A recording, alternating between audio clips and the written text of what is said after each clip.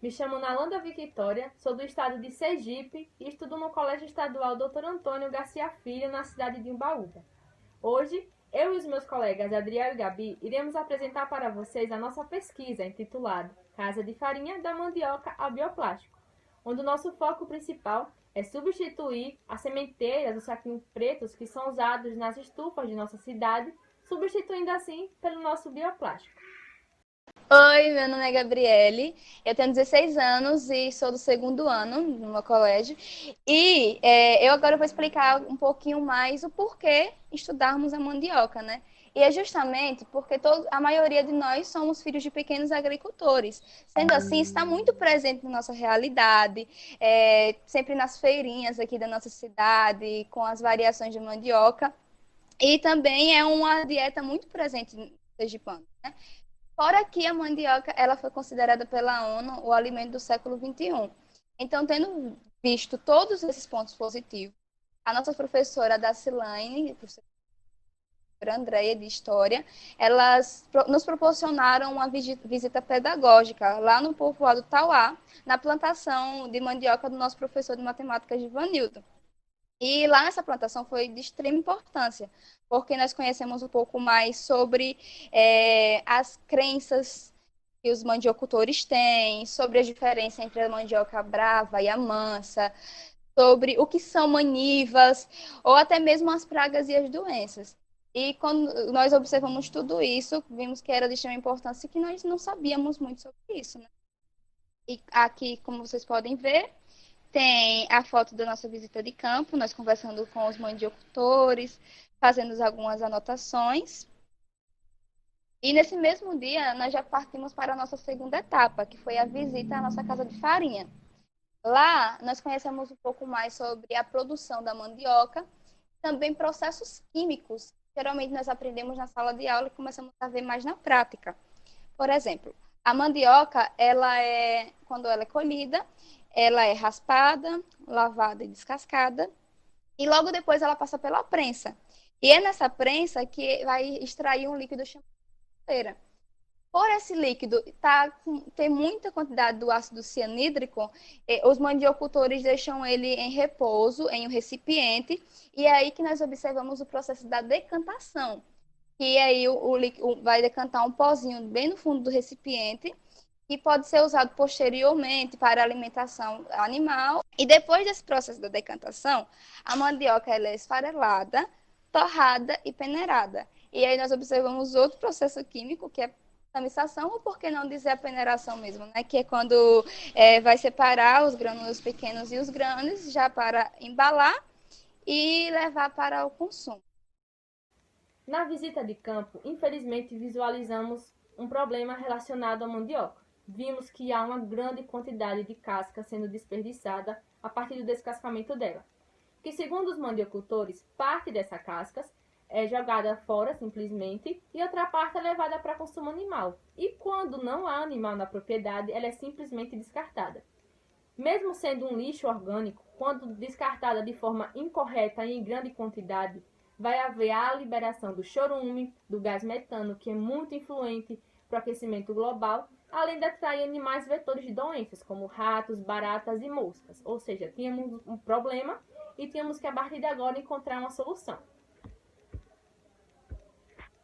Para encontrar a solução do problema, nossas professoras que guiavam o nosso projeto indicaram alguns sites e livros acadêmicos para que a gente pudesse fazer as pesquisas bibliográficas para encontrar a solução.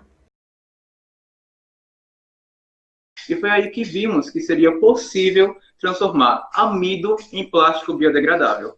Porém, toda essa produção só é possível graças a dois processos químicos, a gelatinização e a retrogradação. Primeiro, com a gelatinização, o amido em água, ao ser aquecido, os grânulos dele irão se romper, liberando amilose e amilopectina, fazendo com que a amilose e a amilopectina se misturem na água, formando uma espécie de gel. Daí que vem o nome de gelatinização. Após isso, a mistura é colocada em temperatura ambiente, posta para resfriar. E nesse resfriamento é onde ocorre a retrogradação, em que as partículas que antes ficaram dispersas por conta do aquecimento irão se reorganizar. Porém, nesse reorganizamento, Isso faz com que o produto final ele acabe encolhendo um pouco. E agora eu passo para a minha colega Nalanda. Bom, quando vimos que seria possível produzir o bioplástico, iniciamos algumas pesquisas de reagentes para a produção dele. Mas vimos que não seria possível, pois não moramos na capital e alguns produtos como glicerina, água destilada e vinagre se encontravam em altos valores e tornariam o nosso produto final muito caro. Daí, iniciamos algumas aulas práticas para a produção do nosso bioplástico, com reagentes encontrados na nossa cidade. Bom, depois que tínhamos já os reagentes encontrados, atualmente o nosso bioplástico tem somente 3 reagentes: água, o polvilho da mandioca e as cascas, aquelas que estavam sendo desperdiçadas lá na casa de farinha. E a função das cascas no nosso bioplástico? Não é só para a aparência, não é só para o nome do projeto. A função das cascas é impedir que no processo de retrogradação o nosso produto ele perca o volume, ou seja, as moléculas na retrogradação elas vão tentar se reorganizar.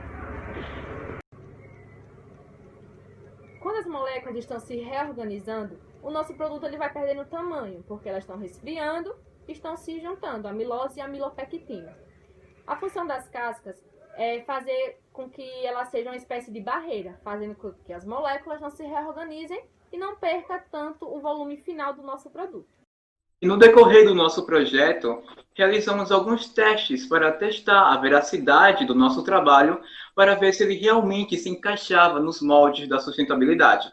E o primeiro teste que realizamos foi sobre o teste de proporção da quantidade de cascas, para testarmos a quantidade correta em relação à proporção de cascas de mandioca com a quantidade do amilo da mandioca.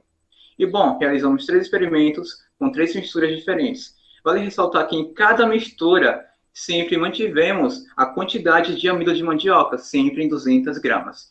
E na nossa primeira mistura, acrescentamos 25 gramas de cascas de mandioca.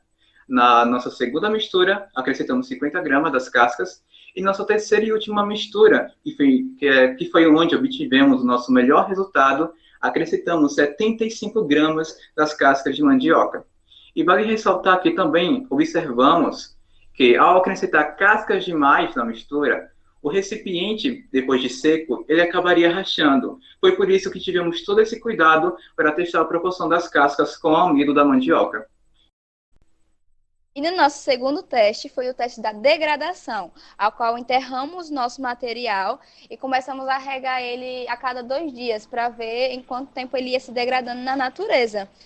E por volta de 60 dias, tinha menos que 12 gramas de massa. Então, ele estava sempre obedecendo a norma da STM, que é a norma internacional, que é a D6400, considerado um bioplástico. Onde iremos utilizar o nosso bioplástico? Na nossa cidade, há muitas estufas onde são plantadas várias sementes, várias plantinhas. E nelas são usados os plásticos pretos comuns. E esses plásticos eles são descartados de forma incorreta na natureza, como vocês podem ver na imagem. Eu mesma fotografei esse grande desperdício ao lado da rodovia, sendo descartado de forma incorreta, em grande quantidade, o que vai levar anos para se degradar na natureza. Ou seja, vamos substituir pelo nosso bioplástico, que se degrada em 60 dias e é muito viável para a planta. O valor final do nosso bioplástico inicialmente se encontrava em um valor um pouco alto. Depois de muitos e muitos testes, começamos a retirar alguns reagentes e torná-lo barato, que atualmente ele está custando apenas 44 centavos. Bom, e para finalizar nossa apresentação, ainda queremos dizer que o nosso projeto ele vai se expandir. Pois é, ao final da pesquisa, juntamente com nossas professoras, fizemos umas pesquisas extras na internet e notamos que o nosso bioplástico ele é inédito, por conta dos reagentes que são usados nele, que são essencialmente autênticos de nossa cidade. E por conta disso, entramos em contato com a Universidade Federal de Sergipe para a gente fazer uma parceria para patentear a nossa pesquisa, para que a gente consiga produzir em grande escala e introduzir aqui no nosso município, porque a base da economia é essencialmente a agricultura.